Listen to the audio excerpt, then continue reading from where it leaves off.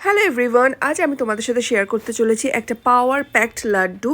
এই লাড্ডুটা তোমরা নিজেদের বেবিসদেরও দিতে পারো এবং নিজেরাও খেতে পারো। এটা হেয়ার এবং স্কিনের জন্য বলে খুবই ভালো।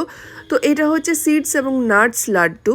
ফার্স্টে এখানে আমি সমস্ত বাদামগুলোকে আর নাটসগুলোকে ড্রাই রোস্ট করে নেবো। তো এখানটাতে বাদামের মধ্যে নিয়েছি অ্যালমন্ডস, আখরোট, পেস্তা, কাজু, সমস্ত রকমের যত রকমের বাদাম।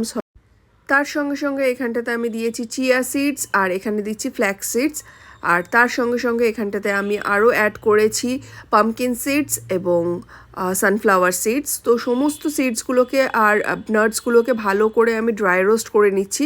আর অ্যাড করেছি আমি এখানটাতে তিল, সাদা তিল অ্যাড করেছি, আমার বাড়িতে সেটাই অ্যাভেলেবেল ছিল। তো সব কিছু দিয়ে ভালো করে একদম ড্রাই রোস্ট করে নেবো, যাতে ক্রাঞ্চি টেক্সচারটা যাতে চলে আসে সেরকমভাবে ওটাকে অ্যাড করে নিচ্ছি। আর কিছু মাখানাও দিয়ে দিয়েছিলাম। তো সব কিছু মিলিয়ে ভালো করে ড্রাই রোস্ট করে নিয়ে এই জিনিসটাকে পুরোটা একদম ঠান্ডা হতে দিতে হবে। ভালো করে ড্রাই রোস্ট করে নেওয়ার পরে আমি এই সমস্ত নাটস এবং সিডসগুলোকে ঠান্ডা করে নিচ্ছি।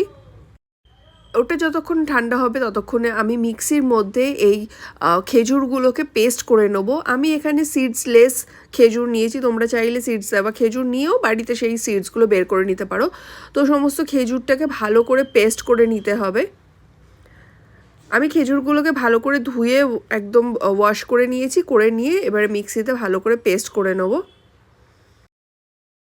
মিক্সিতে পেস্ট করার পর জিনিসটাকে দেখতে ঠিক এরকম হবে। ওটাকে সাইডে রেখে দিয়ে এবারে যেই নাটসগুলো ছিল সেগুলো ঠান্ডা হওয়ার পরেও সেটাকে ভালো করে মিক্সিতে ব্লেন্ড করে নিয়েছি।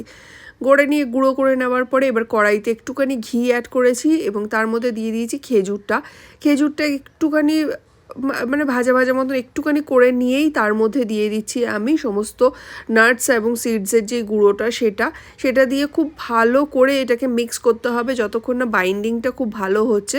তো অনেকক্ষণ মিক্স করার পর তোমরা দেখতেই পাবে যে এটা বাইন্ডিংটা চলে আসবে এবং এটাকে তুমি একটা নাড়ুর মতন বা লাড্ডুর মতন যেটা বলে সেরকম শেপস দিতে পারছো। একটু গরম গরম অবস্থায় এটাকে শেপ দিয়ে দেবে। তো শেপ দেওয়ার পরে এরকম নাড়ুর মতন দেখতে হচ্ছে। খেতে কিন্তু ভীষণই ভালো। আমি খুব গরম গরম করেছি বলে আমার হাতগুলো একদম লাল হয়ে গেছে। তো ফাইনালি আমার নাটস এবং সিডস লাড্ডু একদম রেডি হয়ে গেছে। এটা হেয়ার এবং স্কিনের জন্য খুব ভালো। সবাই একটা করে রোজ খেতেই পারে। আর বেবিসদের জন্য তো খুবই ভালো। বেবিসরা, আমার মেয়ে যেমন এটা খেতে খুবই ভালোবাসে। তো লেটস সি ও কি বলে।